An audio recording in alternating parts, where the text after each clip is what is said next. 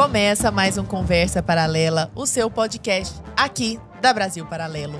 Estou aqui com meu amado amigo enxadrista, com essa blusa xadrez, Arthur Morrison, Muito que boa vão noite, tê-lo aqui, Lara. querido. É sempre um prazer estar com você. Sempre uma alegria. Uma alegria. E vamos falar hoje de um tema bombástico, de um tema importantíssimo e que precisa ser esclarecido, porque está recheado de falácias. E que as pessoas sempre perguntam e pedem, né? esse Exatamente. É um tema muito demandado aqui na BP, né?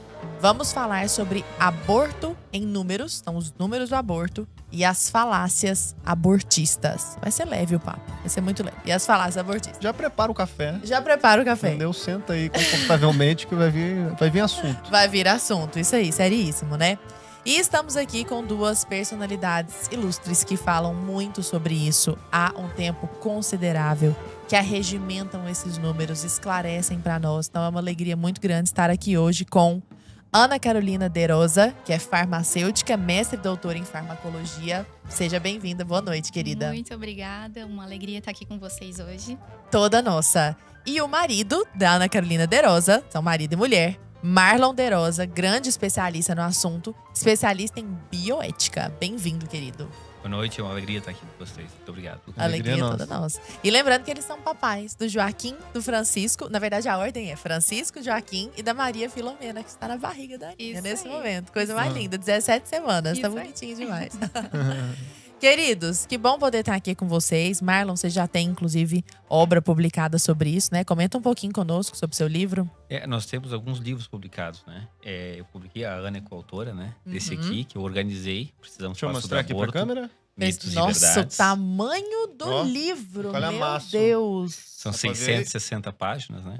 Olha São só. 13 autores, né? Eu fui organizador, escrevi 5 capítulos. Precisamos falar sobre aborto, mitos e verdades. Sensacional. Tem todas as compilado. respostas, né? Assim, pra quem quer saber mais, né? É. Com certeza acha aí as respostas. Esse foi o primeiro trabalho, assim, que a gente publicou. Uhum. Foi em 2018, a primeira edição. Essa já é a terceira edição. E o objetivo foi bem esse, né? Responder todas as falácias, os argumentos sobre o aborto. Por isso a gente chamou, né? Pessoas, autores aí diversos. Né? Tem o Dr. Elion Gotti Neto, né? Uhum. Tem um curso aqui na Brasil Paralelo. Inclusive, pessoal, já começou aqui com o pitch, eu tenho que aproveitar ele. Já Entra levantou já. pra eu sacar aqui. Então diga do curso Então, do pessoal, curso do Elion Gotti Neto na plataforma, tá? E tem curso também do Marcos Vinícius Lins, nosso querido, que Os tem dois um sobre curso aborto. sobre legalização da maconha, dos mitos da legalização da maconha. Também tem um sobre aborto e o valor da vida. Tá tudo na plataforma. Pra quem assinar acesso total 4K, garante esses dois e mais 90 cursos aí da plataforma. Isso certo, aí. Lara? Vou levantar a bola, a gente cortou. Tem E aí, que- Marlon? Então esse aqui é o manual mais completo, né? E a gente publicou também, eu e a Ana, junto com um amigo médico, que é o Dr. Luan, publicamos o livro Abortos Ocultos. E eu tenho também esse livro com a doutora Lenise Garcia, né? Vou Também mostrar bem aqui. conhecida, ela é professora da UNB, aposentada. Abortos forçados. Abortos forçados. Como a legalização do aborto tira das mulheres seus direitos reprodutivos. Olha Essa é na canela, só, né, dos Na abortistas. canela, porque E nós- parece contraintuitivo, né? Exatamente. E os dados estão ali mostrando, né? A incidência de abortos forçados imensa. E ainda nesse ano vai sair um, né? Que a gente vai fazer um monte de spoiler. Estamos anunciando aqui em primeira mão, Lesão. Que legal. que é o Mostra Números aí, Lara. Abortados. Números abortados. Esse eu escrevi, esse é só meu, esse livro. Né? Foi na verdade, uma adaptação do trabalho de Master em Bioética que eu fiz. Que eu tratei só da questão dos números de aborto no Brasil e no mundo e em diversos países. E aí explica, né, bem a parte das manipulações de estatísticas. E falando em manipulações de estatística, aliás, só a título de curiosidade para quem eventualmente queira adquirir os livros deles. Eu já li muita coisa do Marlon e ele escreve, os dois escrevem, né, já que vocês são coautores, de um jeito muito simples e palatável. Não é um negócio acadêmico, tecnicista, enjoado e afastado. É muito fluida a leitura. Então, fica o convite para que você, que não trabalha diretamente com isso, mas que quer saber sobre o assunto também, entenda. Até porque o assunto demanda que seja algo também palatável. Exato. Né? Não dá pra ficar na academia. É um assunto que todo mundo tem que saber, tem que ir atrás dessas informações. Né? Exato, exatamente. Marlon, seguinte. Fui pesquisar, fui sobre aborto, estudar sobre aborto, levantar as coisas, ler seus artigos, inclusive. E a primeira coisa que eu fiz foi ir ao YouTube e jogar assim, ó, aborto em números. E apareceu pra mim um vídeo rapidinho, muito didático, que eu imagino seja visto por vários alunos assim de ensino médio para fazer aquele trabalho, aquela redação, falando 5 mitos sobre o aborto. Teoricamente é uma página meio isentona, assim, sabe? Mas na hora que você assiste, você fala, não tem nada de isentão aqui. E a primeira coisa que teoricamente se combate ali, eles dizem o seguinte: proibir o aborto não impede que ele aconteça. E aí eles citam o tal do estudo Guttmacher, do Guttmacher Instituto, né? Um estudo de 2017. E eles dizem o seguinte, de acordo com esse instituto, que é mundial, onde é permitido fazer aborto, diz o vídeo do YouTube, 34 a cada 100 gestantes, 1.000 gestantes, fazem. E onde é proibido fazer o aborto, 37 a cada 1.000 gestantes fazem. E eu quero te perguntar, isso procede? Gente, mas proibir, sei lá, o homicídio não impede que o homicídio aconteça também. Pois é, como é que é essa história? Exatamente. Pra gente dizer assim, essa frase é falsa, fica um pouco difícil por causa disso, né?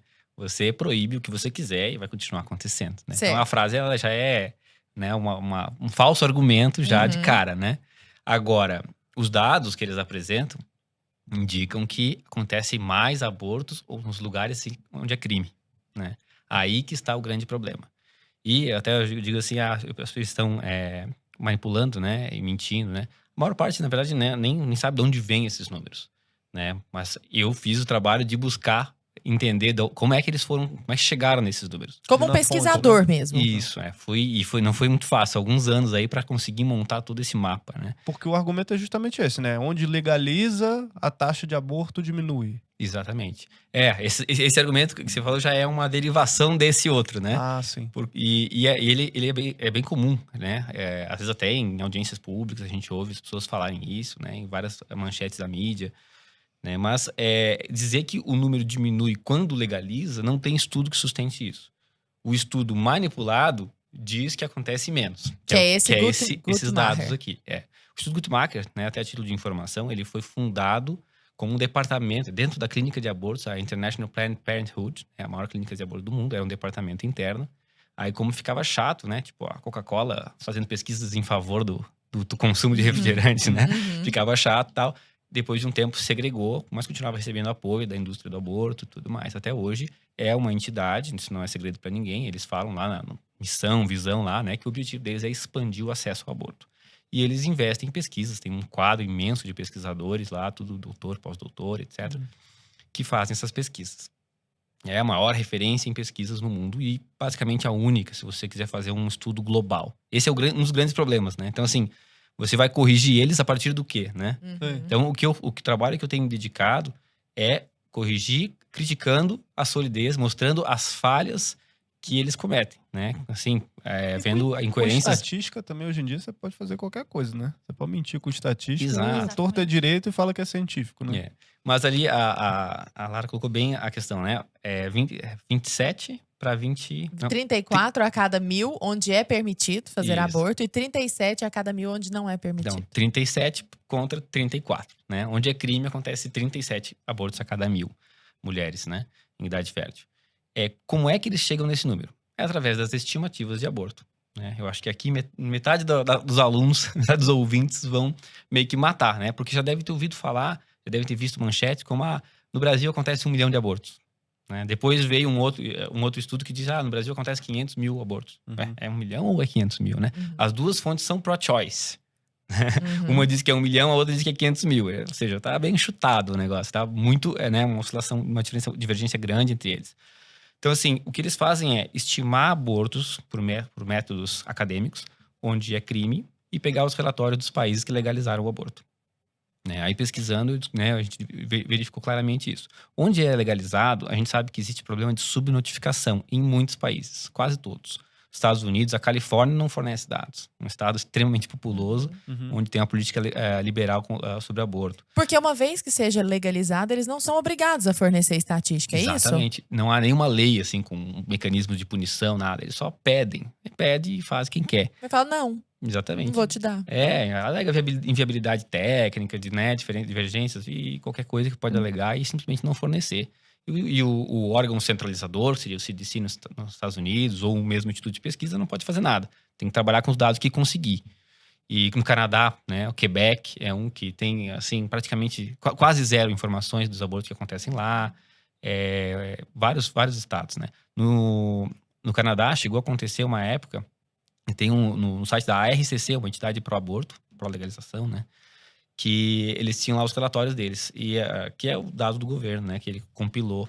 E aí tinha lá o número de abortos lá, 80 mil, 90 mil, 80 mil, 90 mil, 100 mil. Daqui a pouco, 95, 80. Foi baixando, né? Depois do ano 2000, se não me engano.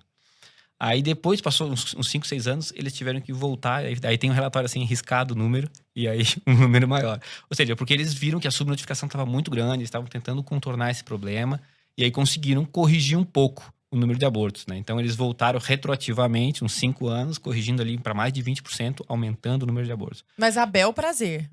Assim, aquela coisa, eu calculei, agora eu descobri que estava errado, então vamos dar uma melhorada nos números e tal, né? Tá na boa intenção. Só que quando você quer fazer um estudo e uma afirmação como essa, você tem que conhecer a solidez dos números. Se os números são subnotificados no Canadá, nos Estados Unidos. Na Austrália, só tem um estado que fornece dados assim oficialmente. Os outros é tudo por estimativa, igual é feito em qualquer país com aborto crime. Então isso já põe por terra aquele argumento assim, nós precisamos legalizar, porque daí nós vamos saber o problema, nós vamos conseguir gerir o problema de saúde pública. É o contrário. Continua na escuridão com relação a números. Isso aí os países desenvolvidos é assim, pior ainda em países que têm, né, em desenvolvimento. Eu quero continuar falando também do aborto nos países vizinhos, aqui na América Latina e tal, mas antes eu queria fazer uma pergunta. Ana, como é que você enxerga, assim, quais são os principais argumentos que as mulheres utilizam hoje para optarem pelo aborto? É interessante que é muito comum a gente ouvir que as mulheres devem ter direitos sobre o seu próprio corpo, né? Ou ainda, quando argumentam assim que não tem condições de ter uma gestação agora. Financeiras e tal. Seja financeira, seja até mesmo emocional, questão assim de relacionamento, se às vezes não está num relacionamento sólido, seguro, né? Então, e é interessante a gente ver assim que muitas pessoas acabam trazendo essas dúvidas assim, né? Mas em alguns casos, será que a mulher não deveria realmente ter esse direito? Porque sempre traz essa ideia, né? De que talvez aquilo seja muito difícil, muito sofrido, uma situação, né? Muito difícil. Quem vai querer botar um filho nesse mundo cheio de problema, de guerra, né? Sempre esse argumento também? Ou então, assim, ainda não está na hora, né? Eu tenho ainda outras coisas para fazer na minha vida antes de ter um filho. E aí, bom, vão surgindo aí esses argumentos, né? Mas o que a gente percebe é que tem, assim, uma falha, né? No que embasam esses argumentos, né? E aí, a gente poderia falar aqui de uma série de argumentos, né? De embasamentos, né? Desde a compreensão mesmo daquela gravidez, que o que tem ali, na verdade, é uma pessoa envolvida, é uma outra pessoa envolvida, então não se trata mais, né, somente do próprio corpo da mulher, né? Então, enfim, a dignidade, o direito à vida, né? Enfim, e várias outras coisas, né, envolvidas, né? Compreensão, assim, das pessoas, da juventude, inclusive, sobre relacionamentos, sobre, né, namoro, casamento, tudo isso. Então, a gente percebe que existem lacunas em uma série de coisas, assim, que envolvem a vida daquela pessoa, daquela mulher. Você sabe que uma vez, não tem muito tempo isso, eu conversando com um aluninho meu sobre aborto. E você vê que é um menino super bem intencionado, é um menino bem criado, uma gracinha, assim, educado, o menino. Eu vi que ele realmente acredita totalmente no que ele estava falando. Ele falou assim, não, professora, mas até o 3º mês, 12 semanas, eu sou totalmente a favor do aborto. Porque ainda não existem, não tem sistema... O que é o argumento que eles usam? Né? Não tem sistema... Cérebro. Não tem informação de nada do sistema nervoso. Não pensa, né? Ou não sente dor. Não enfim. pensa, não sente dor, etc e tal.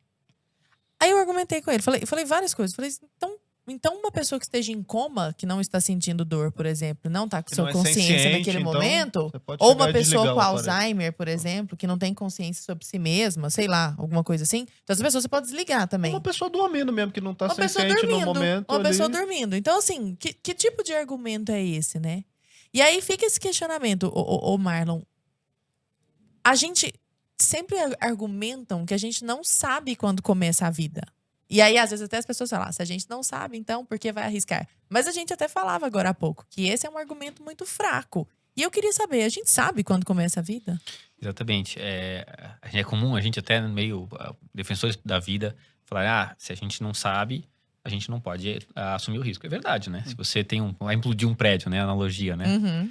Vai implodir um prédio, mas você não tem certeza que ele foi evacuado. Você implodiria, né? Você tá ali com o detonador. Você é óbvio que não faria isso, né? Porque existe o risco, ainda que hipotético, de matar alguém.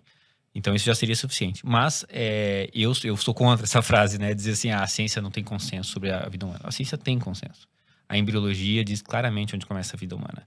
E se você analisa o debate bioético, debate dos abortistas, os abortistas de alto nível, eu gosto de falar isso quando vem alguém defensor do aborto porque leu alguma coisa, não quebrando tabu, eu digo, não, vai estudar os seus gurus primeiro, porque senão eles vão ficar bravos contigo. Porque falar que não existe consenso sobre a vida humana é uma coisa amadora para defender o aborto. Vamos dar uma aula, então, como defender o aborto. Você tem que defender o aborto pela filosofia da coisa, pela ideologia, né? E aí você vai entrar numa ladeira escorregadia completa, né? De eugenia, subjetivismo. né? Eugenia. E eles vão argumentar aquela questão que não é pessoa. É isso que os abortistas, por exemplo, médicos abortistas, né? Que eles sabem que é uma vida humana, afinal de contas, né? Estudaram medicina, eles têm que matar. Se eles têm que matar alguém, é porque é uma vida, né? Eles sabem, né? Então eles não têm dúvida nenhuma. Se não precisasse interferir ali, né? E se deixasse correr o rumo natural das coisas, ali ia se desenvolver de qualquer forma, então você precisa matar pra poder travar ali interromper, por exemplo. Ali, ele tem que fazer o coração parar de bater. Né? Ele tem que matar uma pessoa. É o mesmo procedimento de matar. Vamos falar daqui a pouco sobre esses procedimentos, assim, porque a galera de casa, eles precisam saber disso, sabe? Exatamente. Então, assim, não tem dúvida. Pega livro de biologia, qualquer estudante de medicina vai estudar, tá lá. Né? O início da vida humana começa na concepção. Ali você tem um DNA próprio, definido, né? Que irrepetível, né? Que é o meu DNA. Até hoje. Até hoje, ele estava lá na concepção. Nada é adicionado em termos genéticos depois. Né? E se nada interferir, ele vai se desenvolver, né? Exatamente. Não tem assim um momento de 12 semanas que a mãe dá uma carga genética extra para fazê-lo viver. Não. Até porque faz analogia, né? Você pega, por exemplo, barriga de aluguel. Né? Você pega aqui um casal A e B, coloca na barriga de uma mulher, indivíduo C. De quem que é o filho biológico? Do casal A e B. Do casal A e B. Porque o que eles fazem? Eles fazem a concepção de um embrião in vitro e colocam no ventre dela. Esse é o processo. Se não fosse no início da vida na concepção, não daria certo isso, né? Então não tem a menor dúvida. E esse argumento dos 3 semanas, 3 semanas, 3 né? meses. 3 meses, né? Pô, é muito engraçado. Parece, sei lá, agora quando a pandemia automaticamente acabou por decreto, aí o vírus sumiu. É tipo assim, depois de 3 meses e um dia, pô, aqui agora já tem uma vida aqui, hein? Pessoa. Aí 2 meses e, 29 dias, 30 dias não pode. Dica, querido. A grande verdade é que a vida humana começa quando a gestante quer, na cabeça dos abortistas. Essa é a verdade. Sim. Se uma mulher pró-legalização e um médico pró-legalização, né? Ela está grávida, ela chega lá. Se tiver algum problema, a negligência do médico, ela perdeu o bebê, ela vai culpá-lo. Ela vai dizer, perdi meu bebê. Agora, se ela mudar de ideia e disser assim, eu não quero mais ter esse bebê. Pode ser em qualquer fase da gestação. Porque o aborto, ele é legalizado até 12 semanas como primeira etapa. Depois ele vai aumentando até 6 meses, 9 meses, às vezes, né? Então, a partir do momento que a mulher disser, eu não quero mais esse bebê, o médico vai lá e vai tirar. Ou seja, então não é mais uma vida. Vê como é subjetivo. É o império do subjetivismo. Sim. Império a gente percebe que esses argumentos todos, eles caem por terra quando a gente presencia, por exemplo, o que aconteceu recentemente da menina de 11 anos que passou por um aborto, né, de um feto de 29 semanas, né, um bebê que já estava formado, que né? poderia nascer, enfim, né? Continuar seu desenvolvimento com outra família. O fato é que nós, antes da concepção, nós temos um óvulo e um espermatozoide. Uhum. Depois ali da concepção, nós temos a junção dessas duas células que deixam de ser... Bom, ali eu já não tenho mais o óvulo e o espermatozoide. Eu tenho um novo organismo vivo, formado, com um novo DNA, com a junção daqueles dois, né? Daquelas informações genéticas. Nós temos ali, então, um novo ser humano que começa ali, então, o seu desenvolvimento. É triste que, infelizmente, a gente vê, inclusive, estudantes da área da saúde, da medicina, da psicologia, até mesmo profissionais já formados, né? Usando esse argumento dos 3 meses. Mas ainda não é vida, ainda não se desenvolveu. Uhum. E a gente vê, assim, como o Marlon estava falando, né? A embriologia, ela é muito clara ao atestar ali, sem dúvida alguma, de que o desenvolvimento humano inicia nesse momento em que o óvulo e o espermatozoide se unem, dando origem a esse novo organismo vivo. E a partir dali, ele vai ter uma série de etapas de desenvolvimento, né? Então, por exemplo, meu filho está com 2 anos, está aprendendo a falar. Ele ainda não sabe falar. Bom, mas então, posso usar esse argumento para dizer que não é vida humana? Ele nem se comunica? Que ele não está se comunicando ainda? Né? Um bebê que não aprendeu a andar ainda. Enfim, posso pegar qualquer outro argumento, sei lá, daqui a pouco eu vou ter cabelo branco, eu não tenho ainda, sei lá. Esses argumentos de não é vida desses cientistas é engraçado, porque eles veem um musgo numa rocha lunar lá, aí não, mas aqui, vida na rocha lunar. Aí saem todos os jornais, né? É muito engraçado. Vamos um pouquinho mais pros números, assim, porque eu acho que... Pois é, o Marlon havia falado da subnotificação dos países nos quais existe legalização. Mas e a supernotificação dos países nos quais é proibido? Falando de maneira clara, assim, porque é muita coisa, né? Exatamente. O panorama internacional de abortos são 2 perninhas, né? Onde a soma dos abortos, a incidência de abortos onde é legalizado, né? Que, como eu falei, em muitos casos está subnotificado. E a outra perna, que eu acho que é a mais importante, é a estimativa de aborto onde é crime, né? Como no Brasil. E o que eles fazem? Eles têm a subnotificação lá para Estados Unidos, Canadá, Austrália e muitos outros países. E os países como na América Latina, a maior parte que o aborto é crime, está super estimado. Então, se você soma uma coisa subnotificada, outra superestimada, você está invertendo a gangorra. A diferença fica monstruosa, né? E assim, é incrível que, de fato, é assim que se construíram aí os panoramas internacionais de aborto do Instituto Guttmacher, né?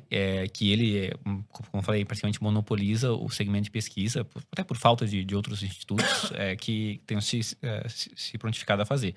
E nesse livro novo, que vai sair agora no final desse ano, né, o Números Abortados, eu fiz esse trabalho. Eu peguei tem aquela manchete que saiu, acho que no G1, né, que é número de abortos cai no mundo, puxado por países em desenvolvimento com legalização. É bem assim, eu decorei a manchete. A pessoa bate o olho e já lê assim, o número cai com a legalização. A manchete não falou bem isso, né? Mas dá a entender dá a entender isso. E todo mundo usa para sustentar isso aí. Lá mesmo diz que o estudo é o Abortion Worldwide 2017.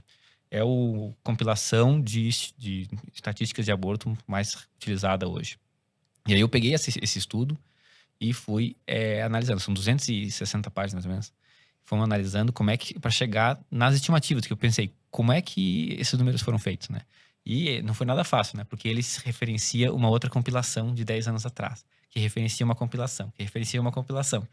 E eu falei, mas cadê a forma de fazer a estimativa? Né? Como é que estimaram? Cadê os dados primários? Como é que estimaram esses números de aborto?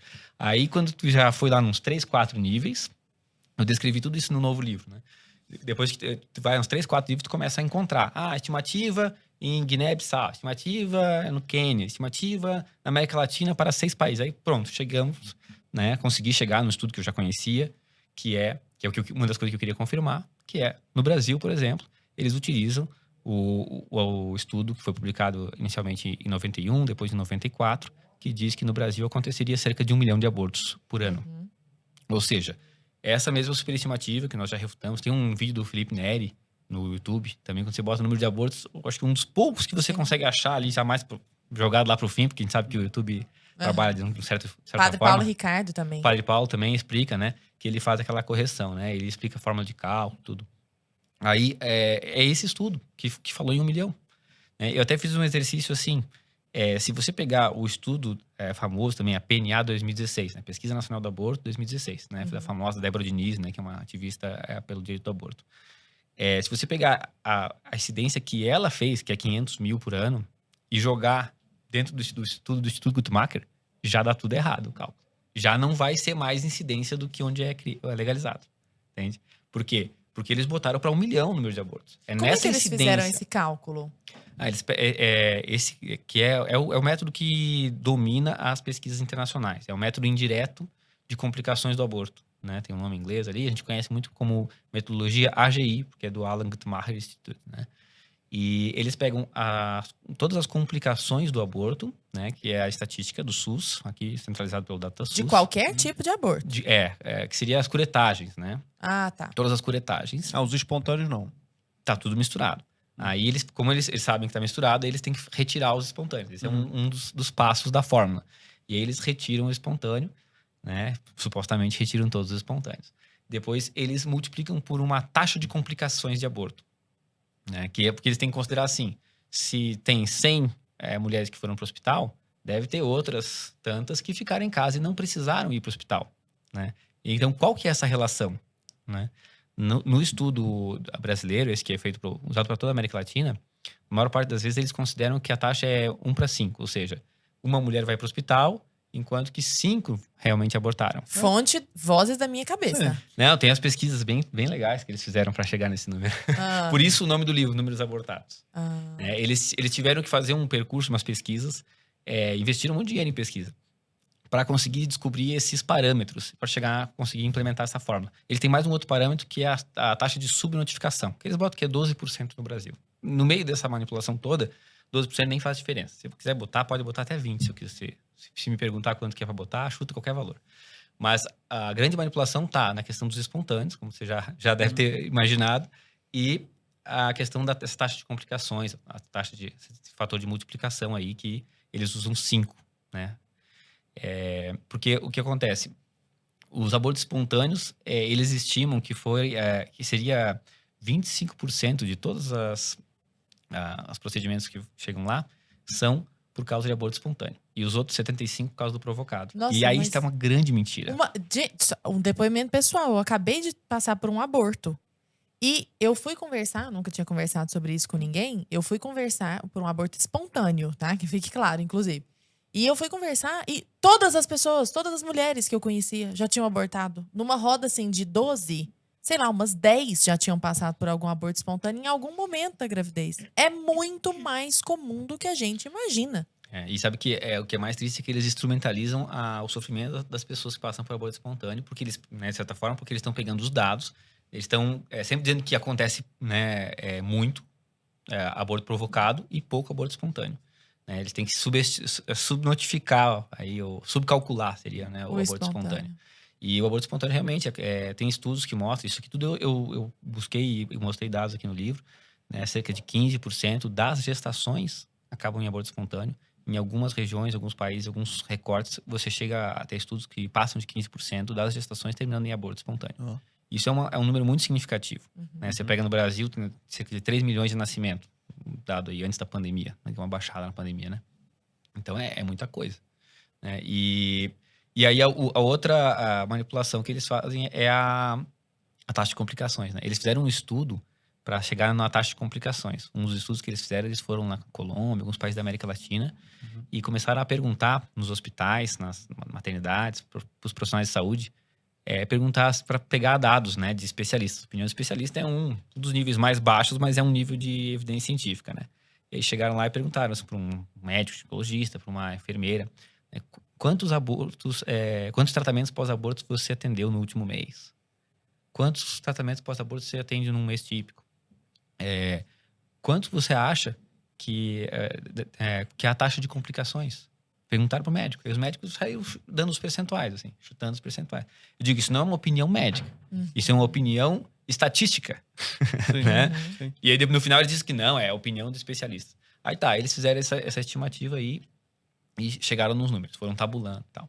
Aí depois eles fizeram isso para chegar na taxa de complicações, né? Depois para chegar na taxa desculpa, na percentual de aborto espontâneo, né? Aí eles têm uma outra pesquisa que eles fizeram, que eles foram entrevistando mulheres que passaram pelo tratamento pós-aborto, passaram por curetagem, né? Eles pegavam lá pelas fichas, iam no contrato com as mulheres e faziam uma entrevista. E aí eles partem da premissa, que até, né, tem que se considerar, que a mulher pode não querer dizer que provocou um aborto, né? Uhum. Então eles fizeram um método, né? É o método Flazoq, recomendado pela OMS. Esse método eles fazem assim, ó, aborto, eles marcam a pessoa depois da entrevista, sem a pessoa saber, marca, esse aqui foi aborto provocado, com certeza. Ou o outro é possivelmente aborto provocado. E aí, com base no quê? Bom, se a pessoa confessou, tá garantido. Se a pessoa não falou nada, eles perguntam, você planejou essa gestação? Se a mulher não planejou, eles já botam possivelmente aborto clandestino. Ou seja, toda mulher que tiver aborto espontâneo, mas estava grávida por uma gestação não planejada, Já entra na estatística. como um abortista. Que loucura! Como uma mulher que abortou seu filho. Olha a loucura. É um viés garantido, né? Sim. E é só ver. Se é 15 a 20% das gestações, é um monte de aborto espontâneo. Esse número de 1 milhão de abortos no Brasil, ele continua sendo utilizado, assim? Porque você falou que é um número de 91, 92. 91, 94 foram as duas publicações. Ele continua até hoje, 20 anos depois, sendo... 20 não, 30 anos depois, né? Na verdade, sim, eles criaram um estudo ali naquele momento. Naquele momento, eles, de certa forma, validaram a fórmula matemática, né? Que é o número de hospitalizações vezes 5, vezes 0,75, vezes 1,12, que é com base nesses indicadores. E aí, o que eles fazem? Todo ano, né? Qualquer pessoa pode fazer isso, pega essa fórmula e calcula em cima dos dados das hospitalizações do DataSUS. Então, eles vão dizer que, não, o número é atualizado. Eu peguei as hospitalizações do ano passado, do ano retrasado, entendeu? Mas a fórmula foi construída lá na década de 80 e 90, né? É uma das coisas também que eu pego no pé das pesquisas é que, para chegar nesses indicadores, além dessas pesquisas subjetivas que eles fizeram, que não tem... Qualquer lugar sério, você não vai considerar isso com validade epidemiológica, né? Opiniões e tal. E tem uns estudos que eles pegaram como parâmetro de aborto espontâneo também, para argumentar, que o estudo foi publicado em 1980, com dados da Califórnia, né, no final da década de 70. E aí eles usam isso para todos os países que eles aplicam a metodologia. Na África, na América Latina, na Ásia. E ainda é mais engraçado que o estudo é assim, ó, eles queriam ver qual era a incidência de aborto espontâneo, né? Mas o estudo, coitado dos pesquisadores lá que já devem ter morrido, né, da década de 70, eles estavam pesquisando mulheres que usavam pílula só, para saber se o uso de pílula afetava a incidência de aborto, né, de uma gestação concebida dentro do uso. Ou seja, é só para o usuário de pílula. Aí eles, só na Califórnia, na década de 70, né, que naquela época as mulheres também tinham gestações mais cedo, que isso afeta diretamente ao risco de aborto espontâneo. Então, assim, inúmeras variáveis para dizer que não tem como usar esse estudo mais. Só que tá lá, estão usando até hoje. Foi isso que foi usado para construir a fórmula e o pessoal fica batendo nessa fórmula. Então, quer dizer, tudo que é conveniente para subnotificar os números dos países nos quais está legalizado e para inflar os números dos países nos quais não há aborto legalizado, eles usaram. E aí a gente cria uma discrepância gigantesca, né? E fica parecendo, cria uma narrativa, conta uma história, né? Então torturaram os números até que eles confessassem o que eles quisessem ali. Né? Olha só, o estudo aqui, ó, é assim, ó, aquele que eu falei do Flazoq, né? Que é o método recomendado pela OMS. Eles têm a categoria certamente induzido, baseada na evidência física ou declaração da paciente. Provavelmente induzido, com base naquele... Isso aqui é tradução, tá, gente? Não é minhas palavras. Com base naqueles que não estavam na categoria anterior, mas que estavam sofrendo de sepse ou usaram um anticoncepcional no momento da concepção ou disseram que a gravidez era indesejada. Se você se enquadrar em qualquer um desses... Já era. Já era. Aí você pega, por exemplo, eu até botei aqui, ó. Nos Estados Unidos, com o aborto liberado há décadas, você tem... O próprio Guttmacher diz que você tem um número gigantesco de nascimentos frutos de gestação indesejada. Então, assim, toda essa gente... Se passasse pela pesquisa... Gente, é o que mais tem, isso aí. Teria tem entrado tanto como aqui, aborto. em qualquer lugar do mundo. Tem um monte de gestação indesejada. E aí, todas que tiver aborto espontâneo, eles vão botar na pesquisa. Como aborto. Provavelmente induzido, clandestinamente. Então, com isso aí, e ainda tem o outro que é possivelmente induzido. Que é o pesquisador tem que aplicar o seguinte critério. Se nenhum dos critérios anteriores se aplicar, mas a mulher estava usando o método anticoncepcional no momento da concepção, ou disseram que não queria gravidez. Que é parecido com o anterior. Só que assim, além de ser o próprio critério ser absurdamente enviesado, também mostra o grau de subjetividade, que o pesquisador provavelmente de viés pró-legalização bota o que ele quer. Vocês estão falando dessa indução, né? Ou dessa provável indução que as estatísticas colocam aí, né? A gente já está percebendo a narrativa aqui. O pessoal de casa já está entendendo onde é que a gente está chegando aqui, né? Com esses dados, com a conversa e tal. Inclusive, eu queria entrar num assunto, falar justamente a respeito desses procedimentos, né? Porque as pessoas não entendem como é que se dá esse procedimento, né? Acho que às vezes são vários, né? Tem mais de um tipo de procedimento de aborto e tal. Eu queria que vocês falassem um pouquinho a respeito disso. E antes eu queria relembrar até pro pessoal de casa, primeiro, para deixar o like. Deixa o like, né? compartilhe. Porque se não deixou o like até agora, nesse papo incrível aqui, não é possível. Entendeu? Já tá errado. Já tá errado. Tá errado. Passo 2, compartilhar com a galera. Exatamente. Papo Entendeu? Importantíssimo. Passo 3, já seguir a gente. Porque se não segue a gente, já nem é fã do programa. Livre, espontânea pressão. Entendeu? E vai ter que seguir eles depois também, que a gente vai deixar o arroba do casal aqui, porque vocês vão seguir todo mundo aqui. Exato. E eu queria falar também a respeito, porque assim, a gente tem na plataforma, né, Lara, um documentário, esse quando a gente gravou, um Conversa Paralela também a respeito desse documentário. Doutora Elizabeth, Jack Sandi e o Guto Brignoli. O Guto sobre o Human Life, né, que é um documentário que a gente já estreou na plataforma, tá lá para quem quiser assistir, para quem é membro, né, só assinar, já pode assistir esse documentário, que é belíssimo, que mostra vários relatos ali, né. Ele é um documentário pró-vida, que mostra, ele não trata especificamente sobre o tema do aborto, mas ele mostra beleza da vida. Várias situações ali, né, onde você percebe, cara, teve um cara que perdeu, sei lá, os 2 braços, porque ele tomou um choque lá e, pô, ele continuou, sei lá, virou surfista. O caso da própria Ana Paula Henkel, que a gente já trouxe também no especial de Natal, que é belíssimo. Assim, o caso dela, assim, de chorar, assim, eu assisto de novo, aí eu choro também. De novo, é incrível. Nossa, assim, teve uma cena que me marcou muito ali, que um cara, ele falando assim, quem que desejaria ser paraplégico? Aí você pensa, ninguém, né? Ele fala assim, eu, porque eu sou tetraplégico. Queria ser paraplégico. E aí você fala, meu Deus, tipo, é tudo uma questão de perspectiva. Exato. E aí ele vai mostrando como ele articula a vida dele, como a vida dele é valorosa. É maravilhoso, é incrível. Human Life. E como esse tema é tão importante e caro para nós aqui da BP também, eu queria aproveitar, né, já que esse programa a gente está falando nessa semana especial, né? Ontem acabou de estrear na plataforma também um documentário que é o Blood Money, né? Que é um documentário que faz uma investigação sobre a indústria do aborto nos Estados Unidos, tá?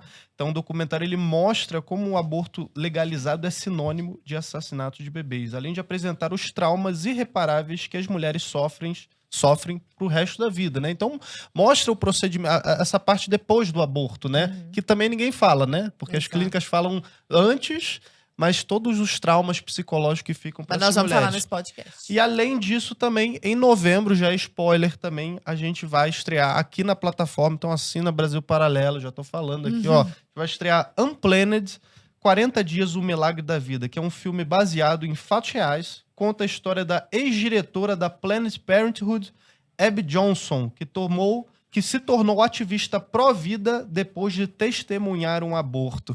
Né? Então, antes de falar dos procedimentos, deixa que eles contem essa história aí. Essa história é muito boa. Vamos falar então um pouquinho dessa história. Conta pra nós, conta um pouquinho pra nós. Aninha, você quer contar? Você conta, Marlon? Esse é um caso famoso, né? Que a Abby Johnson, né?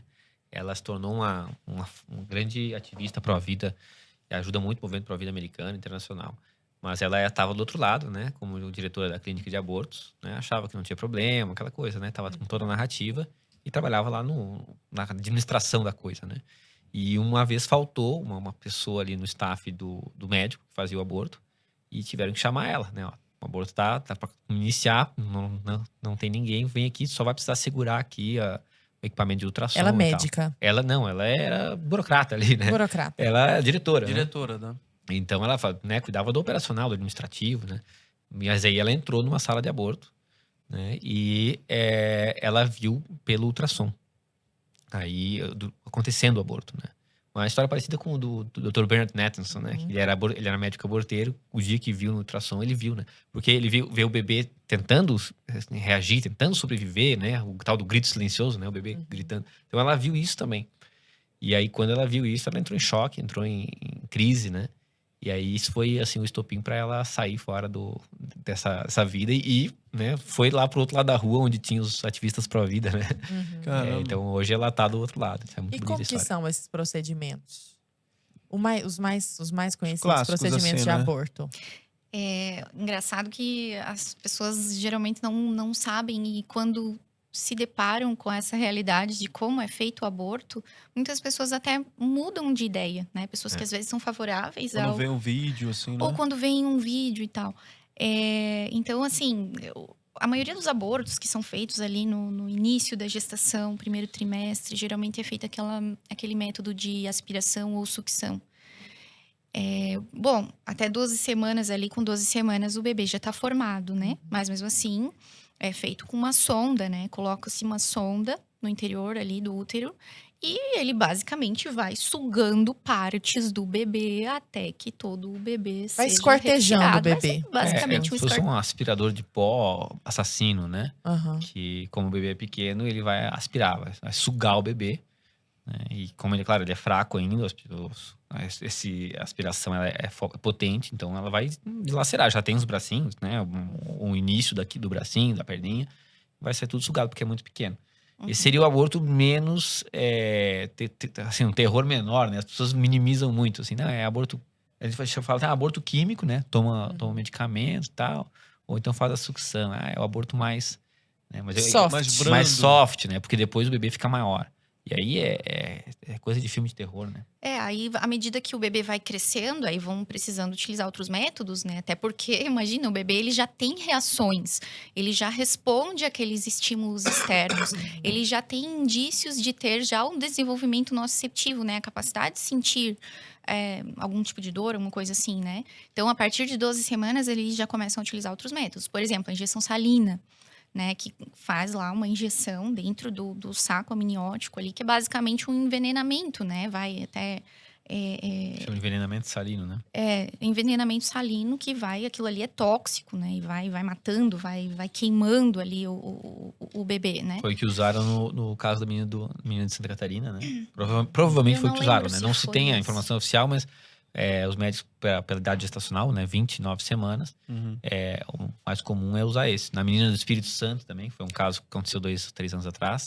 Também era 24 semanas, acho, né? Não tem o que desmembra também os... Isso, aí tem o desmembramento e dilaceração, né? A tradução seria. Né? Aí tem também aquela injeção que eles fazem direto no coração do bebê, que também é feito quando o bebê já é maior, né? Porque daí eles precisam fazer o bebê parar de viver, né? Matar o bebê. Então, para o coração, para daí depois ou induzir o parto ou retirando o bebê, uma né? cesárea, por né? partes, né? Enfim. O mais comum, o tardio é o DNA, né? DNA que chama, né? Dilatação e extração, acho que é a tradução que o pessoal usa. Que esse é o esquartejamento, assim, mais evidente, né? Corta o braço, corta a perna. Eles pegam um alicate comprido, assim, né? Sim. E dilata o colo da mulher e vão arrancar a perna, arrancar o braço. Esse que mostra no Grito Silencioso, né? Tem alguns vídeos, né? O Grito Silencioso, ele mostra o por sucção também, acho. Tem um videozinho de por sucção, um aborto pequenininho, até pra mostrar que mesmo com 12 semanas, a coisa já é extremamente violenta. O bebê já tá todo formado, ele é pequenininho assim, mas é totalmente humanoide, já pronto, né? Mas a dilatação, extração, tu vê assim, a coisa de filme de terror, assim, absurdo. Porque você tem que mutilar o bebê, né? No final tem que conseguir estraçalhar o crânio. Não, e é bizarro, porque o médico, ele precisa tirando as partes e depois ele precisa ir montando, Montar o né? quebra-cabeça. Pra garantir que ele conseguiu tirar tudo. Caramba, eu não consigo nem imaginar. E assim, chamam isso de direitos humanos? Direitos humanos. A mulher pedir pro médico arrancar, fazer tudo isso aí, é direitos humanos da mulher. Chamam isso de direitos humanos. O médico, ao fazer isso, está cumprindo uma agenda de direitos humanos, está garantindo o direito humano da mulher. E o médico que se nega, muitas vezes, é perseguido, responde a algum processo, ele é contrário a direitos humanos. Sabe porque ele se nega a fazer isso com o bebê. Quando argumentam fatores sociais. No sentido assim, não, mas você tá falando isso porque você tem dinheiro, mas se você fosse pobre... Eu penso, então pobreza é licença pra matar? Então joga uma bomba na favela. Mas e é engraçado que os questão? pobres, assim, né, se for pensar, né, as pessoas, assim, com mais, né, menos condições, enfim, financeiras, elas não elas costumam receber os filhos, né? Elas não costumam advogar tanto pelo direito do aborto. Pois é, quem Como a é o gente vê, perfil né? da mulher que aborta no Brasil? Isso é muito bom. Quem é a mulher que aborta? É claro, eu não quero traçar um perfil que vá servir para todas, né? Eu sei que existe uma heterogeneidade aí, mas de maneira geral. Eu sou um pouco crítico dessa coisa. O pessoal fala muito do perfil, né? As pesquisas pro aborto gostam muito de falar do perfil e gostam de dizer, por exemplo, que são as católicas, são as cristãs que abortam, Nossa, são as falam casadas, isso. falam. Ai, gente. Mas é aquela coisa, né? O perfil da mulher que aborta no Brasil é o perfil da mulher brasileira. Né? Mas porque qualquer mais coisa jovem, sei lá, 16 anos, até 20 anos. Tem estatísticas que tabulam ali um pouco, dá algumas variações entre pesquisas. Mas eu não gosto de categorizar por causa disso. Porque assim, o que acontece? É óbvio que mais cristãs do que ateias vão abortar em números absolutos. Porque tem muito poucos ateus. Tem muitos Né? cristãos. Tem aqui 10% da população, 15% da população que é ateia. Né? A população feminina ateia. É óbvio que elas vão abortar pouco.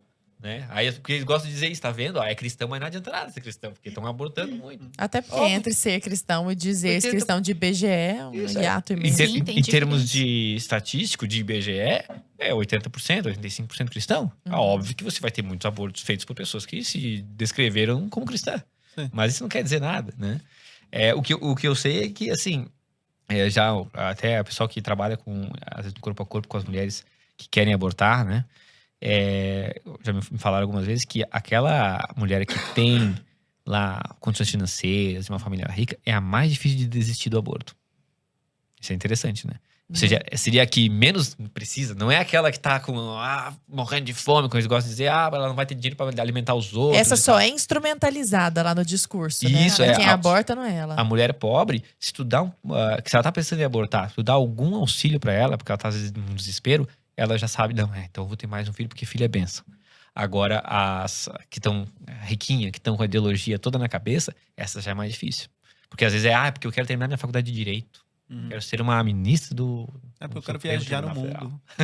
Ela tem tantos sonhos e tal, e tanta ideologia na cabeça, que é muito difícil ela desistir. Até porque ela não tem condições tão duras ali e tal. Ou até pelo que os outros vão pensar, né? Também entra um pouco na questão dos abortos forçados, né? Porque, o que o meu chefe vai pensar? Vou perder meu emprego. Isso, o que os meus pais vão pensar no caso de moças mais novas. Então, tem essa preocupação, assim, né? Também. E ainda naquela questão dos métodos abortivos, é interessante porque em lugares ali onde o aborto é legalizado, os grupos pró-vida buscam fazer essas ajudas, assim, né? Porque às vezes a mulher, ela só precisa de uma ajuda, ela só precisa de alguém para falar, para oferecer uma ajuda, porque às vezes ela se sente sozinha, poxa, o cara abandonou, sei lá, ou a família não vai dar apoio, e às vezes a mulher precisa daquele apoio, né? Os grupos pró-vida fazem muito isso. E, por exemplo, nos Estados Unidos, o trabalho lá desses grupos, nossa, é um trabalho heróico. E uma das coisas que eles costumam fazer é oferecer para a mulher que busca pelo aborto, um exame de ultrassom. Eu queria falar disso. Fala pra nós da ultrassom. Por quê, Aninha? Né? Por que o ultrassom é Passa importante? pelo ultrassom pra ver, o bebê tá ali, tá no lugar, onde é que tá o bebê, sei lá, mas enfim, como um protocolo até, né, pra passar pelo procedimento. E assim, é interessante porque isso tem muito a ver com a natureza feminina.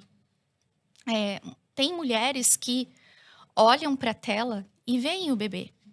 E aí elas, poxa, parece que recebem uma iluminação. Caramba, é um bebê, é o meu filho. Existe tanta desinformação nessa área que as pessoas, às vezes, buscam pelo aborto ou, enfim, defendem a pauta porque elas nem sabem que aquilo ali é um bebê mesmo, é uma vida, sabe? É uma coisa abstrata, né? E, claro, os conceitos também foram sendo desconstruídos, né? Igual a gente falou ali do começo da vida. Mas é vida, não é vida? É só um aglomerado, com 4 etc. semanas você já ouve o coração bater. Batendo. Eu ouvi o coração da minha filha com 4 semanas, para 5 semanas. Não, 4 semanas, Então, assim, 4, 5 semanas ali, né? Você já tem ali, mesmo que você ainda não veja, você já tem todo um desenvolvimento avançadíssimo. Poxa, a mulher nem descobriu a gravidez ainda.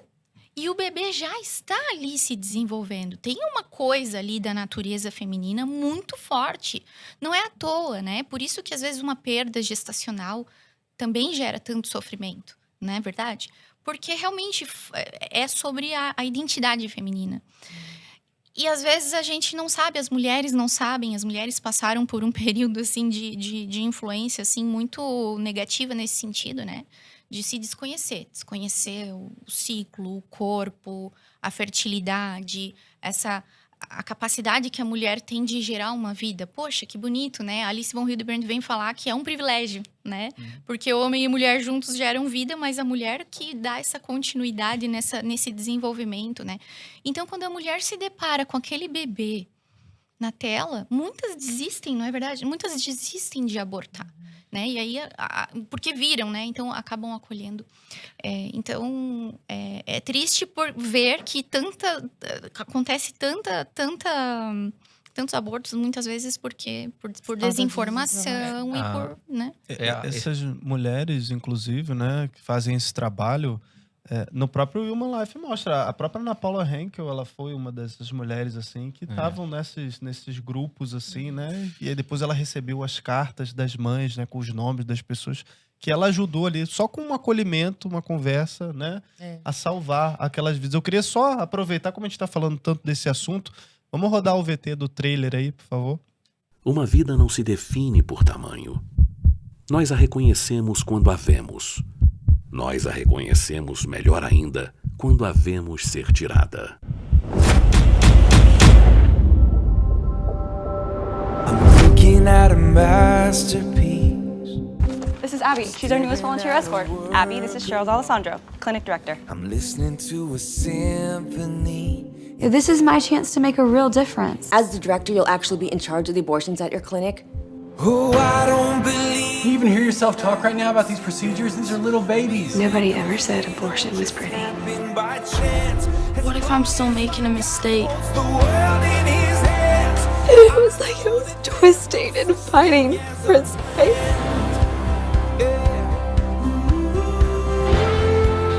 Every life deserves a voice. Every child deserves a chance. You are more than just a choice. 'Cause there's no such thing as unplanned. Então, lembrando, pessoal, esse e outros documentários, esses próximos documentários que vão também estrear sobre aborto, além de cursos sobre aborto, estão na nossa plataforma de streaming, tá? É só você assinar, você garante acesso a tudo isso e muito mais, não é não, Lara? Exatamente. Conteúdo ali é nota 10. Vamos lá, Marlon, você estava falando? Essa questão do ultrassom é interessante. O movimento feminista, né, defende tanto os direitos das mulheres, mas nessa hora ele defende o direito dela fazer o procedimento sem saber o que tem dentro dela. É interessante, né? É contra a informação. Porque eles dizem que apresentar o ultrassom deu maior alvoroço quando o Ministério da Saúde, agora na gestão do Bolsonaro, colocou que a recomendação, né? Não era nem recomendação, era só para perguntar, quando for fazer o aborto legal no Brasil, para perguntar se a mulher quer ver o ultrassom. Só fazer essa pergunta, as feministas ficaram indignadas. Não, isso não pode estar no hall de possibilidades. Quem sabe o que ela quer ou não sou eu, né? Exatamente. A mulher não pode saber o que tem dentro dela. Ela tem que tirar aquilo sem ver. Isso é uma coisa surreal, né? Se a mulher vai desistir, deixa ela desistir, né? Já que nós estamos num ambiente de aborto liberado, dê opção pra ela. Mas o que eles não querem dar opção. Essa é a verdade. Eu desisto pra você. Eu decido pra você. Esse que é a pegada do livro Abortos Forçados, né? O meu corpo não é meu corpo, minhas regras. Meu corpo, regras dos outros. Né? Porque o que acontece é isso. Né? É o movimento feminista tentando fazer, os abortistas tentando fazer a mulher abortar achando que é um aglomerado de células, e não é. Achando que não tem vida, e tem. Como eu vi uma vez, uma grande figura do movimento pró-legalização, dizendo que com 8 semanas, o bebê é praticamente invisível ao ultrassom. Ora, eu já vi bastante bebê com 8 semanas de gestação, né? Você falou sua filha, nós vimos agora a Maria Filomena, não tem nada de invisível, nem com 6 semanas. Então, assim, simplesmente mentindo para pessoa talvez pensar diante do desespero, diante de às vezes um companheiro que saiu de casa, uma situação dramática que a mulher precisaria de ajuda, Aí você vem com mentira. Diz, ó, o teu bebê é transparente ultrassom. Isso não é nem bebê, isso aí, ó, não chama de bebê. Aglomerado de células, você tira que nem tira uma cutícula. E um dos Isso é principais uma argumentos maldade. que eu vejo, Marlon e Ana, é a respeito também dos casos de estupro, né? Porque eles sempre usam esse argumento. Você pega as feministas, qualquer feminista defendendo o aborto vai falar, mas em casos de estupro. Aí quando você vai analisar, eu queria até que vocês falassem a respeito disso, assim, porque eu olhei já um tempo atrás, assim, nem sei se tá defasado o número, assim, mas é tipo, sei lá, menos de 1%, assim, dos casos. E aí usam isso como se fosse para poder defender todos os 99%. Aí quando você vai ver as reais justificativas mesmo, mas por que as mulheres estão abortando? É por causa de estupro mesmo? Aí vai ver que, tipo, são uns casos banais, assim, sei lá, 90 e tantos % é porque, é porque eu quero, é porque eu quis. É só porque, sei lá, eu saí, fui na balada, conheci um cara, e o cara, sei lá, e a gente transou, aí irresponsavelmente, aí beleza, tô com um filho, aí o cara saiu, e é isso, aí eu quero. Agora eu vou tirar a bebê porque eu não tenho mais... já não tive a responsabilidade ali de assumir o risco, né?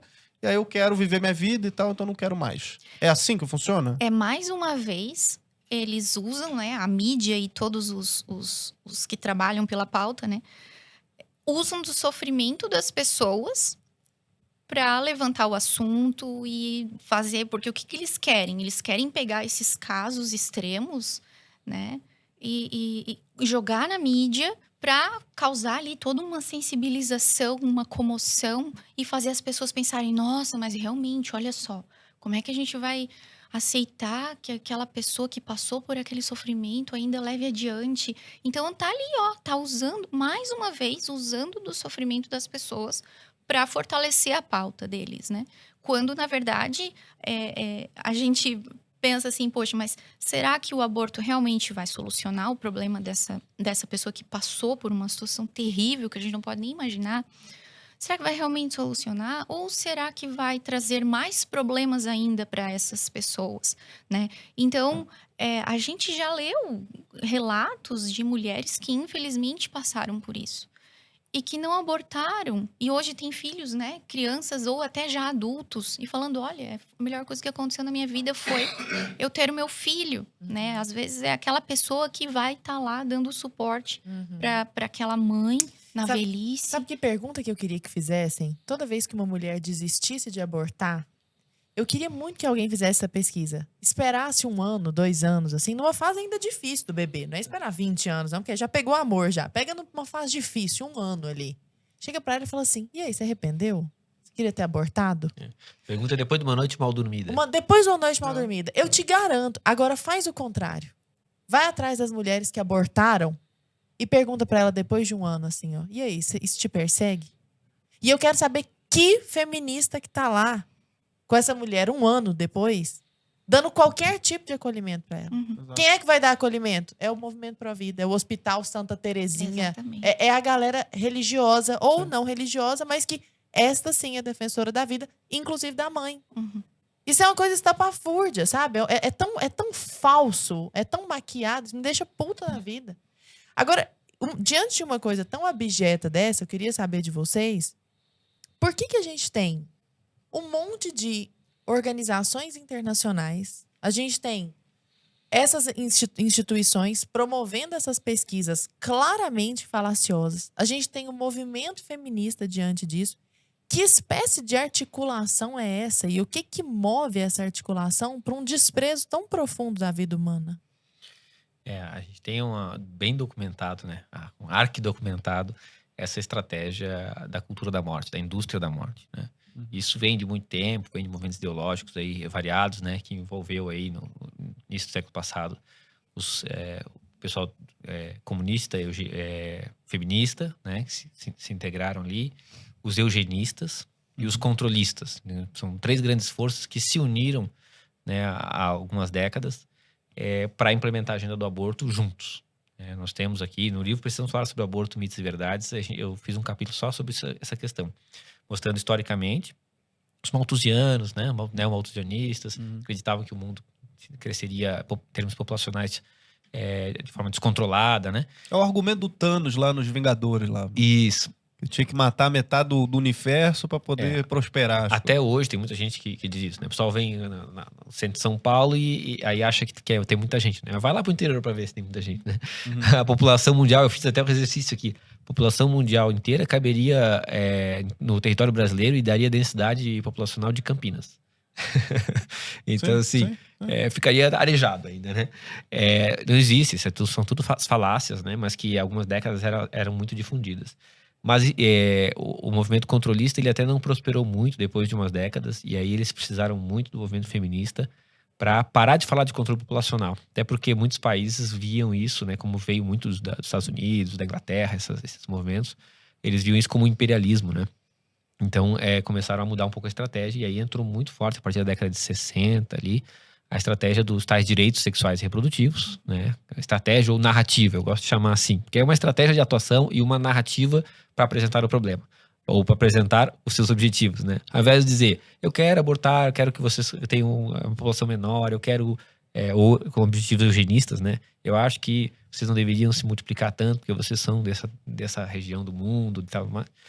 Eles simplesmente falam que eles querem empoderar as mulheres e etc. E está arquidocumentado, né? Nós temos o relatório Kissinger, em 1974, que falava isso, né?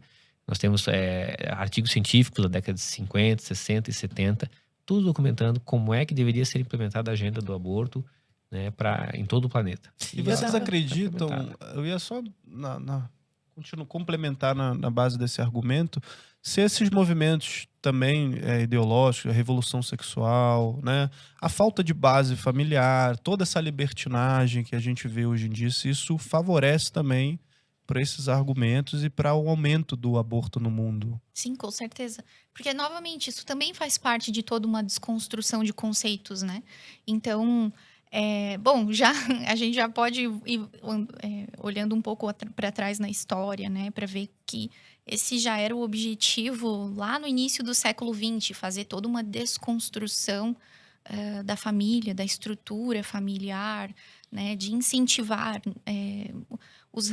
os relacionamentos, o sexo livre, incentivar os casamentos tardios. São coisas que, inclusive, estão contidas numa tabela, né, de um artigo publicado em 1970 que oferecia estratégias para reduzir a população dos Estados Unidos, né? Foi publicado em 1970 esse artigo.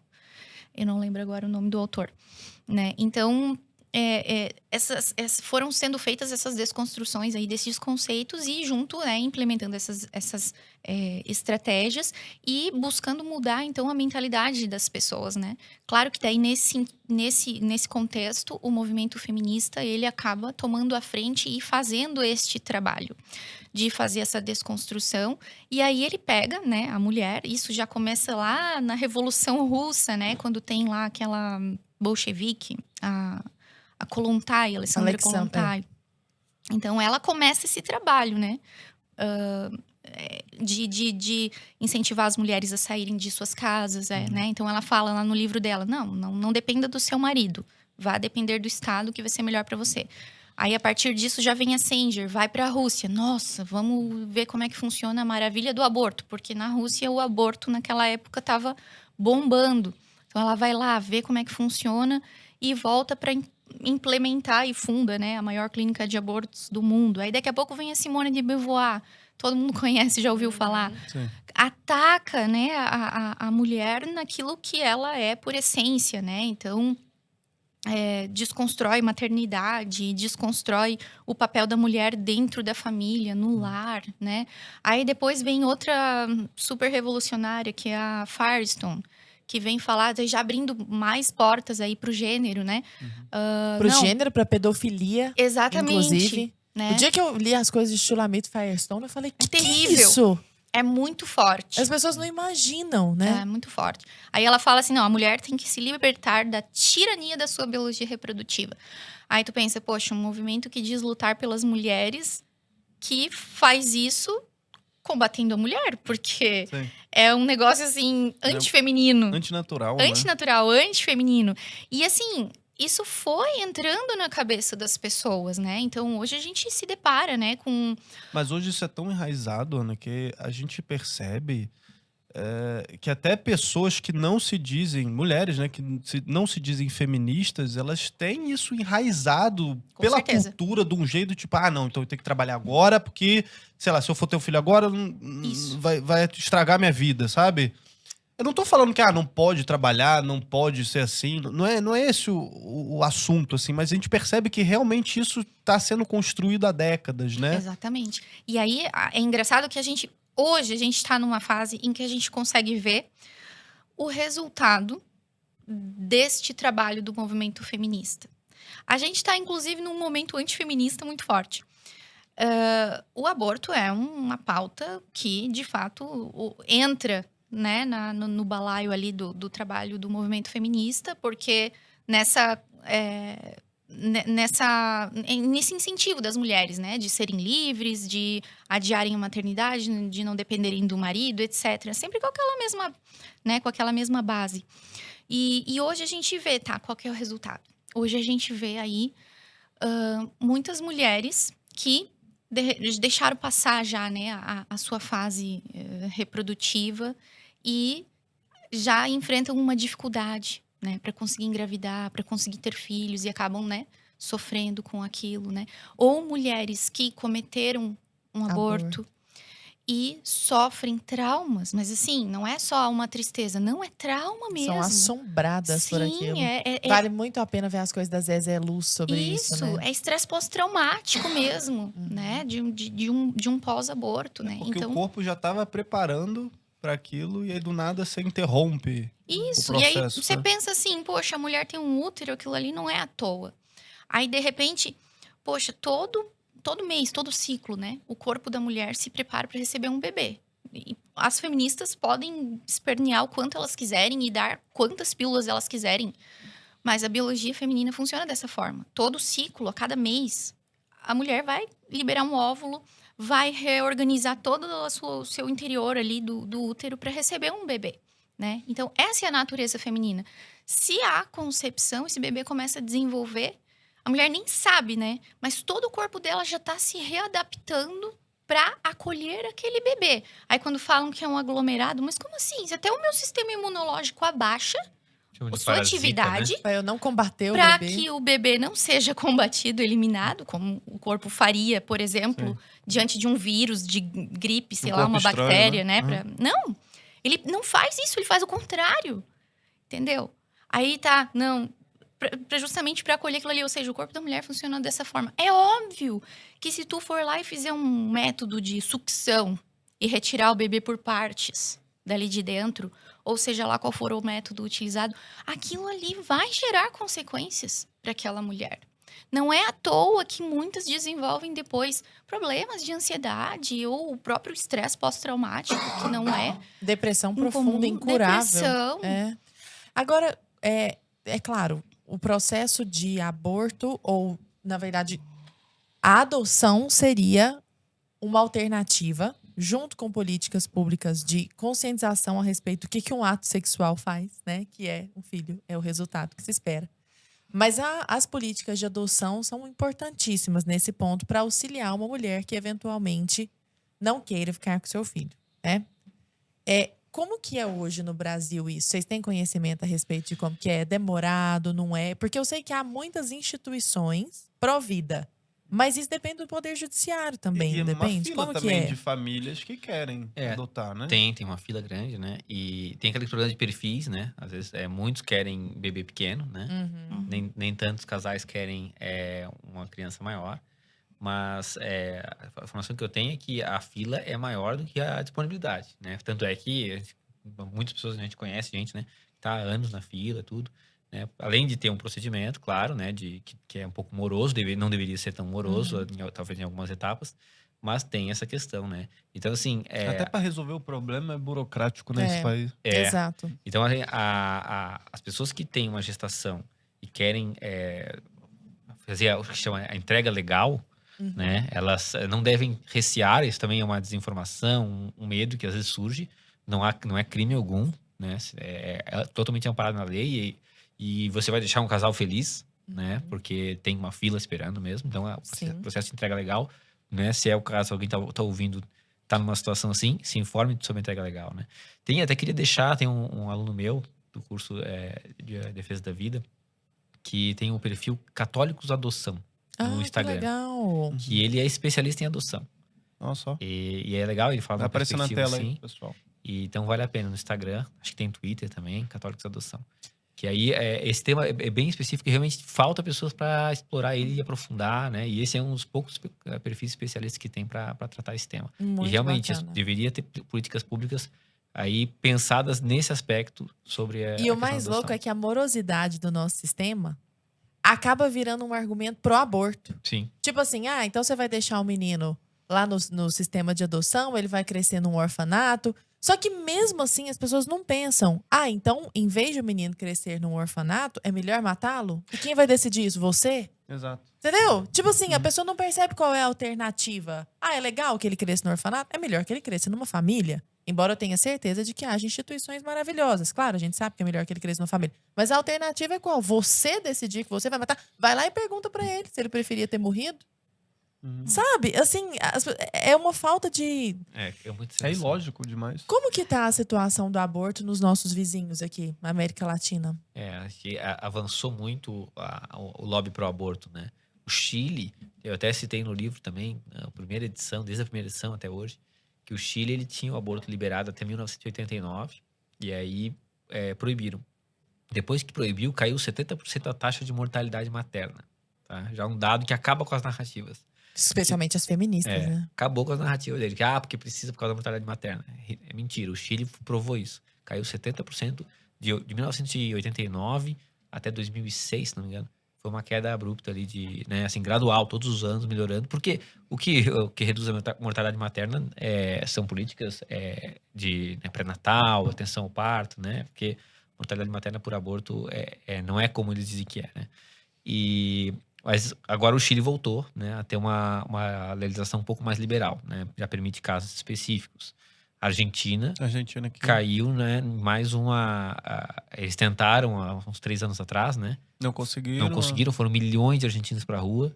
E as ONGs pró-legalização fizeram um trabalho forte de lobby com os deputados e senadores e conseguiram liberar. Quem diz isso não sou eu, foram eles comemorando. Eu até escrevi na época um artigo, deve estar no site dos nacionais lá, que eles falaram, né, graças a um trabalho que nós fizemos, as ONGs financiadas aí por grandes fundações internacionais, graças ao trabalho que fizemos junto às autoridades, conseguimos reverter. E aí eles conseguiram legalizar o aborto. Até interessante, voltando só à questão dos números para falar, né, aquela estimativa de abortos, que é mesmo que chegou a 1 milhão aqui no Brasil, chegou em 446 mil abortos clandestinos ao ano na Argentina.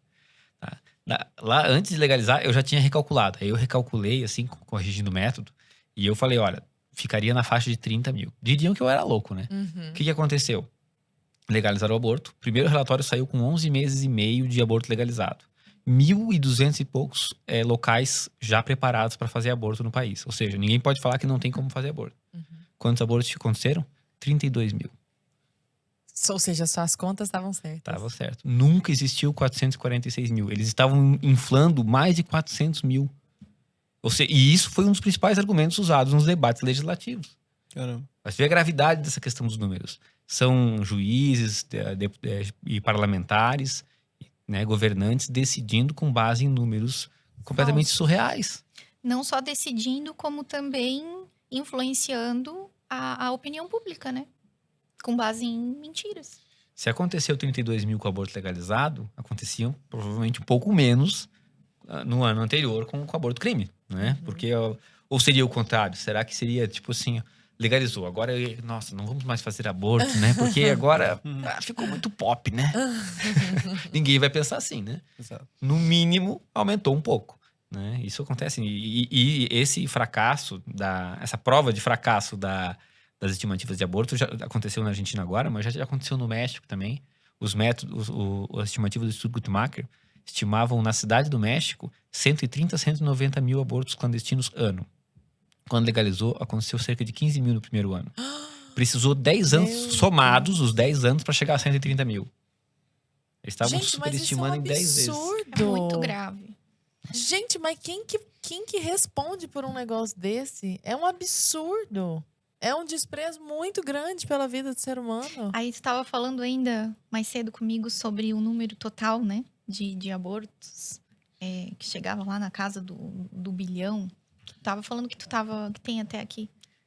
Sim. Aí eu fiz um levantamento aqui de países, né, que legalizaram o aborto. Eu fiz um método muito simplista, que ele tem um viés contra nós, pró-vidas. Até para nenhum defensor do aborto aí reclamar. Eu peguei o primeiro ano do aborto legalizado e a estatística mais recente. Usei um critério padrão. A estatística mais recente, o primeiro ano. Peguei 20 países. Em todos eles, aumentou de 50% a 7, 8 mil%, dependendo do país. Varia bastante. Em todos aumentou. A população desses países somados dá 3,6 bilhões de pessoas. Né? E isso dá, né? Nós temos 7 bilhões, mais ou menos, no mundo, né? Então, você vê que é bem expressivo esse levantamento. E, segundo o Instituto Guttmacher, o aborto é legalizado para cerca de 70% da população mundial. 60% a 70%. Então, como eu fiz esse levantamento que abrange 3,6 bilhões, né, mais da metade da população mundial, nós temos um resultado definitivo. Né? Se alguém encontrar assim, sei lá, tem estatística de Portugal, o pessoal gosta de usar muito. Porque quando tu pega o primeiro ano e o último ano, teve um pico, né? Foi lá, acho que começou em 8 mil, 9 mil, teve um pico, foi a 11 mil e agora baixou de novo. Né? Aí o cara pode falar, não, então, tá vendo? Ó, legalizar o aborto resolveu, diminuiu o número de abortos. Você tá pegando um país, eu peguei 20, que contemplam 3,6 bilhões de pessoas do mundo. Tá? Então, esse é um levantamento definitivo. Qualquer coisa que você me provar ao contrário, não vai desfazer o somatório dos cálculos. Né? Além do que, o meu método é muito simplista e ele reduz né, porque ele não considera o pico. Né? Porque nos Estados Unidos, por exemplo, começou, década 1970, 200 mil abortos, foi para 600 mil ali em 73, porque a legalização do aborto nos Estados Unidos foi gradual, né? Tinha 20 estados legalizados quando teve a decisão do Roe vs. Wade de 73. Então começou em 200 mil, e foi a 1.600.000 ao ano, e depois foi caindo e agora estava a 600 mil. Aí o pessoal quer comparar, às vezes, começou com 600, está terminando com 600, tá vendo? Não subiu o número de abortos. Mas como é que foi a curva? Ficou por décadas lá na faixa de mais de 1 milhão. Além de ter subnotificação até hoje. Até hoje, né? Então... Pessoal, infelizmente, precisamos encerrar. Tá muito bacana, vocês são excelentes, esclareceram muita coisa para nós. Mas eu queria que vocês comentassem um último recado. Não é, Arthur? Foi muito bacana, não foi? Nossa, excelente. Nossa, eles são muito didáticos, assim, organizados, né? Também, Chuva de dados, exatamente. Não tem que a pra gente onde tá correr. realmente precisando. Precisando. Virou um debate emocional, assim. Exato. Virou um debate totalmente no campo emocional. Que bacana ter gente que fala assim. Mas aquele último recado, assim... Você fala, cara, isso aqui é o coração. É isso aqui, não pode sair desse podcast sem se dar conta disso. E as redes sociais, claro, deles, claro, pra gente poder seguir todo mundo, né? O pessoal de casa continuar acompanhando esse debate e se nutrindo também desses números, né? Até para poder contra-argumentar quando vier alguma feminista jogar essas frases soltas, assim. Ou algum desavisado né? também, né? Às vezes a pessoa cai lá de paraquedas e acha que tá falando uma coisa ótima. E além disso, também assinar Brasil Paralelo, já aproveito para é falar, porque também a Ana trouxe, inclusive, dados, ela tá falando das feministas, a gente lançou A Face Oculta do Feminismo, que trata de todas essas ondas, essas revoluções feministas que culminaram também nessas narrativas do aborto. Tem também a invasão bolchevique, toda aquela questão da Rússia ali também, né? A invasão comunista, né? No maior país do mundo ali, né? Então, isso tudo está sendo tratado dentro da plataforma, além dos cursos, né, que a gente tem a respeito do aborto, do tema, né? Esses 3 filmes aí, que o terceiro vai estrear em novembro, mas já temos 2 filmes da plataforma, um que estreou ontem, o Blood Money, e já o Human Life também. Então, tem muito conteúdo, não deixe de assinar, o link tá na descrição. Se você é uma mulher jovem e está olhando para todo esse papo pensando, não, mas feminismo não tem nada a ver com isso, vocês estão confundindo feminismo. Não deixe de assistir A Face Oculta do Feminismo, para ver que tem tudo a ver com isso, né? Tudo. Mas, então, pessoal, aquele cerne, aquele tutano, aquele recado final. Eu acho assim que... Se quiser falar pra câmera, inclusive, ó, a câmera é essa. Drama. Fala pra aquelas mulheres, entendeu? Então, pessoal, acho que assim, o recado que dá pra deixar aqui é: se questione, né? Não acredite tão facilmente nas manchetes, nos argumentos, nas falácias, né? Se questionem. A gente chegou num ponto de ver que até mesmo artigos científicos que estão aí embasando diversas informações acerca aí dos números, eles apresentam inúmeras falhas, né? Então, a gente precisa se questionar porque sempre há algo mais que a gente pode descobrir, que a gente pode aprender. E principalmente, assim, nessa questão do bem para as mulheres, né? Será que o aborto realmente é um direito? Será que o aborto realmente é um bem para as mulheres? Ou será que ele não vai causar mais mal do que bem? A gente já sabe a resposta. Então, assim, vale a pena se questionar, se aprofundar no assunto e buscar outras informações que muitas vezes a gente não encontra tão facilmente aí na grande mídia, né? Então, vale a pena. Qual a sua rede social? Ana Carol De Rosa, Instagram. Boa. Última ponto assim, que eu gostaria de trazer é que todos esses argumentos que tentam relativizar, né? Citou aqui, o aborto até 12 semanas, tudo bem, ou até 20 semanas porque não sente dor. Né? Existem inúmeros argumentos em diversas fases da gestação. Né? O que todos eles têm em comum? Eles estão condicionando a vida da pessoa, o direito de nascer, né, dessa pessoa, a uma característica. Né? E a pessoa não é a sua característica. Né? Nós não podemos condicionar só, né, o direito de viver, o direito de continuar vivo, para pessoas que têm braços e pernas, porque tem gente que nasce sem. Né? E os direitos humanos têm que ser garantidos para as pessoas independente das características dela. Nós não podemos condicionar direitos humanos. Isso é muito grave. Né? A pauta de direitos humanos está completamente dominada. Né? Tanto é que eles dizem que o aborto é um direito humano. Mas uma coisa que é mais genuína como direito humano é justamente o direito de nascer. Porque ele só tem esse direito. Ele não trabalha para ter direito trabalhista. Né? Ele não tem direitos específicos. Ele só tem que ser garantido esse direito. Né? E, claro, antes que fale sobre o local de fala, né? Nós temos que lembrar que o aborto é também um direito do homem. Né? E leiam abortos forçados. Aqui a gente prova, né? Que até porque a mulher não faz sozinha o filho, né? A começar porque é filho desse homem, né? E muitos homens exercem o direito de aborto na mulher que tiveram relação, forçando a abortar. Né? Então, o aborto, quando legalizado, ele dá um direito para muitos homens cafajestes que forçam as mulheres a fazer o aborto. Né? Ao mesmo tempo que, quando legalizado, ele tira o direito de muitos pais de terem seu filho. Porque quem decide é só a mulher. Porque ele não pode nem forçar para abortar, nem forçar para não abortar. Né? Então, essa questão do direito de fala é uma falácia ridícula que nós temos que banir, né? Até porque senão as pessoas estariam praticando uma discriminação de gênero para com a gente que é homem. Até né? porque 50% dos mortos são homens e 50% são mulheres. Como é que uma feminista pode defender isso, sendo que ela tá matando metade da população de bebês que é de mulher? Então, entendeu? É assim... Maravilhoso. E muito incrível. Sua rede social, Marlon? A rede social no Instagram é @MarlonDeRosa. É a principal que eu tenho. Fora utilizado. os livros, né? Além dos livros, se encontra no Google aí, né? Na Amazon, na livraria Ana De Rosa. Perfeito. Excelente, Marinha, Arthur. A gente sabia que ia ser massa. Com certeza. Eles são fantásticos.